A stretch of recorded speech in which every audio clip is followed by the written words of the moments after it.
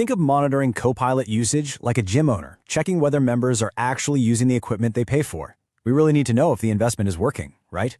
If you're preparing for the AB 900 Microsoft 365 Certified Copilot and Agent Administration Fundamentals exam, mastering this exact concept is absolutely non-negotiable. This isn't just about looking at pretty charts. It's literally the operational backbone of a responsible AI rollout. We have to measure if teams are actually getting a real productivity lift, identify where extra governance is required, and determine whether the cost of those licenses is delivering measurable business value. So let's dive right into this. Here's our roadmap. We'll start with why we monitor in the first place, then move into tracking user adoption metrics, explore deep analysis with analytics, learn how to spot trends, discuss actionable strategies to drive adoption, and finally, figure out how to choose the right reporting tools. Let's kick things off with Section 1, Why Monitor Copilot Usage. Imagine a retail store using a smart foot traffic counter at the door. It takes vague assumptions about busy hours and turns them into hard, actionable data. Similarly, Copilot monitoring turns our guesswork about productivity into concrete evidence. We basically treat usage as a data pipeline. Notice how raw usage feeds directly into reports, which must then drive real action. In the Microsoft 365 ecosystem, built-in admin reports give you an immediate operational view, meaning exactly who used Copilot, when they used it, and in which specific app. Then, tools like Viva Insights take that a step further for deep impact analysis, revealing the actual business outcomes. Finally, for long-term tracking, we use tools like the Graph API to build automated scorecards. For the exam, you've got to remember that this specific pipeline is what allows IT to act with surgical precision, rather than just taking broad guesses.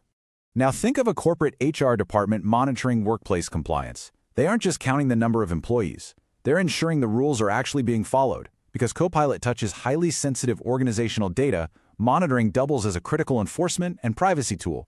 You'll use these exact dashboards to detect anomalous usage patterns, like, say, an account suddenly making thousands of AI requests out of nowhere, and to carefully verify that your privacy exclusions and thresholds are actually being respected. For the AB 900 exam, remember this: monitoring is not just about adoption, it is fundamentally about security and governance. Moving on to Section 2, Tracking User Adoption Metrics. Going back to our gym analogy for a second, just having a membership card in your wallet makes you an enabled user. But actually swiping into the gym to lift some weights, that makes you an active user. Tracking adoption starts with these two very basic counters. Who is enabled, meaning they have a Copilot license officially assigned to them, versus who is active, meaning they actually used Copilot within your specific reporting period. So the crucial point here is that the rate between these two numbers is your very first indicator of a problem. If you've got a massive number of enabled users, but a remarkably low active rate, it immediately suggests the rollout gap, a tricky permissions issue, or just a mismatch between what Copilot does and the user's actual daily workflow. In practice, the built-in usage report from the Admin Center breaks down those enabled versus active users across specific everyday applications, like Teams, Outlook, Word, and Excel. This gives administrators the exact who, where, and when of adoption. If you notice that active usage is incredibly low in Word, but super high in Teams, well, you now have the actionable data to build a strategy playbook. You might decide to run some targeted training specifically for Word, or alternatively, you might just reassign those expensive licenses to other users who will actually take advantage of them. Okay, grab your mental notepad because you absolutely must know these exact administrative steps for the AB 900 exam. First, you perform a quick operational check right in the usage UI of the Admin Center. Second, you export user-level CSVs to triage specific details, like prompt counts.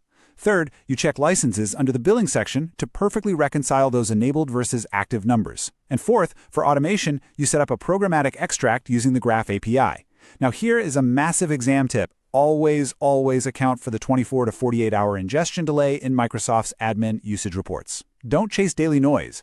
Plan your reporting cadence with that specific delay in mind. Section 3. Deep Analysis with Analytics. If our basic adoption metrics are like taking daily attendance, Copilot Analytics is the comprehensive annual performance review. It measures the actual value being delivered to the business. Notice the shift here, from simple click counts to actual business impact inside the Microsoft Copilot dashboard in Viva Insights. Look closely at the metrics, things like meeting hours summarized by Copilot or email thread summaries created. Viva surfaces feature-level impact signals, and it uses Power BI templates to clearly present this data. This right here is exactly what you show leadership when they inevitably ask, so what's our return on investment for all these Copilot licenses? It physically proves the time saved and the process improvements. But hold on, you don't just hand over all this granular data without some serious safeguards. Your administrative workflow requires very specific steps. First, you access the dashboard. Then you enable the analytics for specific services. And then, crucially, you must set privacy controls. You're going to configure minimum group size settings and specific exclusion lists to fiercely protect personal information. For example, you might completely exclude the CEO's account from being analyzed. Only after those strict guardrails are in place do you actually run the pre-built Power BI templates. Understanding this exact sequence, respecting privacy before ever running impact correlation queries, is a major focus for the exam. Moving along to Section 4, Spotting Trends and Patterns. Just as a massive logistics company plans around seasonal shipping spikes, tracking adoption over time shows you how usage naturally fluctuates across weeks or even months. When analyzing trends, you need to keep a close eye out for 3 specific patterns. First up, adoption funnels. This means tracking users who drop off from trying Copilot just once to actually using it frequently. Second is feature diffusion. Maybe a small pilot group uses meeting summaries every single day, but that great habit hasn't spread to the wider org yet. And third, seasonality.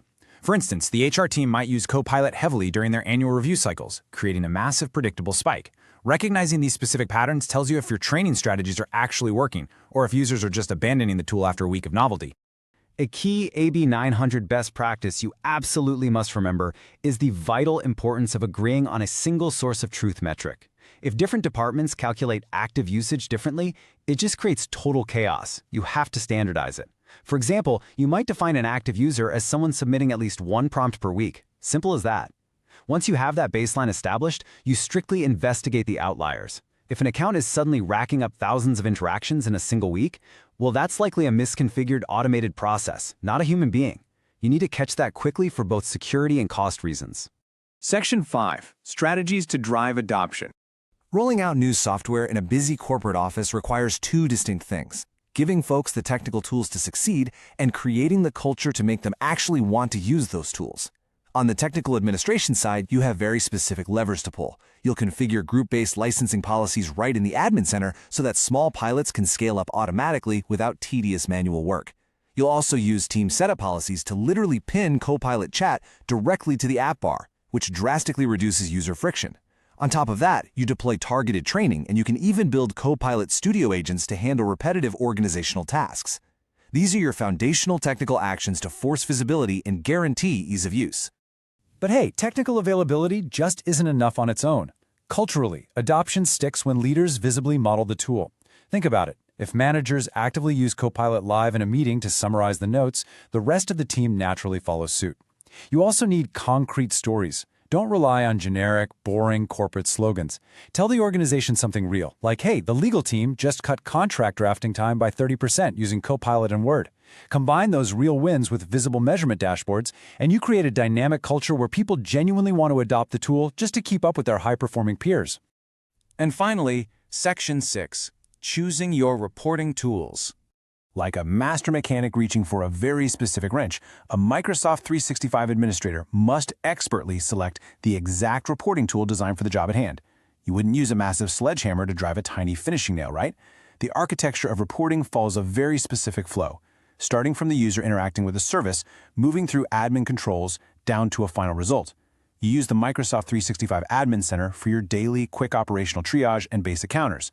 Then you step up to Viva Insights for deep, leadership-ready impact analysis. And finally, you use service-specific analytics when you need to zoom way deep into a single application, like finding out exactly how your customer service agents are utilizing Copilot specifically inside Dynamics 365. Now, what happens when the built-in UI just isn't enough? That's when we turn to the Microsoft Graph API. Programmatic Graph API access is absolutely required when you need to bypass those default UI retention windows, which, as we know, only hold data for a limited amount of time. You use it to fully automate your nightly data exports. And most importantly, it allows you to pull the raw data so you can neatly join it with your own internal HR or finance databases to run highly custom, cohort-based analysis. Here's a critical constraint you absolutely must memorize for the AB 900 exam. It involves your tenant licensing. Before you standardize any reporting cadence in your organization, you have to verify your tenant licensing. The Admin Center and the Graph API, those are included in your standard licensing. However, the deep impact analysis and Power BI integrations found in Viva Insights require an additional premium paid license. Designing an entire monitoring strategy around a tool you aren't actually licensed for is a guaranteed path to failure. So, if we know that advanced impact tracking relies on premium licensing, the ultimate question for any administrator becomes this: how do you prove the initial value of Copilot to leadership using only the standard tools in order to justify the budget for the advanced ones?